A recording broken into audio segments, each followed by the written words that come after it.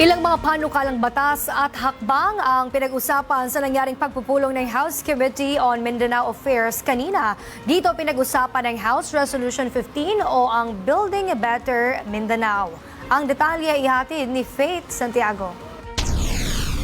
Sa ibinahaging presentasyon ng Mindanao Development Authority o MINDA, kanilang binigyang diin ang hangarin na nakalinya para sa mas pinagandang kinabukasan ng bansa. Gayun din ang kanilang Building a Better Mindanao agenda na nakatuon sa kalagayan ng bawat tao, inumin, pagkain at enerhiya.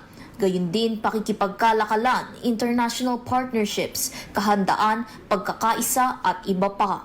Bukod dyan, inimplementa rin ng MINDA ang Mindanao Sustainable Energy Transition Program sa pamamagitan ng partnership sa UNIDO at pinondohan ng EU Access to Sustainable Energy Program. Ilang solar hybrid system ang kanilang itinayo sa Sibutu at Sitangkay.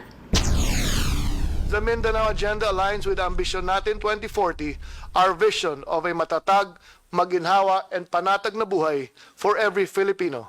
It also connects with the Global Sustainable Development Goals so that Mindanao's push for jobs, peace, and resilience contributes not just to national goals, but for our shared global future. Hindi lang yan, ibinida din ng MINDA ang kanilang pagrepresenta sa Pilipinas sa mangyayaring 16th BIMP IAGA sa Nobyembre. Ayon kay MINDA Chairperson Leo Magno, ang pagsa-institusyon ng Building a Better Mindanao program ay hindi lang isang kampanya, kundi roadmap para maging forefront ang Mindanao ng international development alinsunod sa hangarin ni Pangulong Ferdinand R. Marcos Jr. Ibinahagi rin ng MINDA ang infrastructure project sa rehiyon para mapaigting ang industriya sa lugar.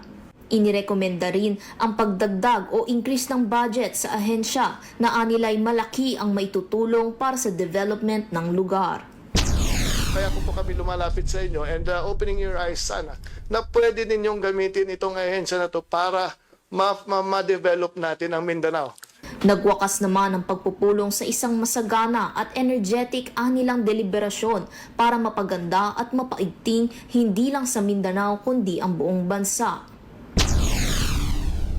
This guiding statement anchors on our work in MINDA and pushes us to lead transformative initiatives that will benefit not only Mindanao but hopefully the whole of the country. Para sa totoong balita sa Bagong Pilipinas, Faith Santiago, Congress News.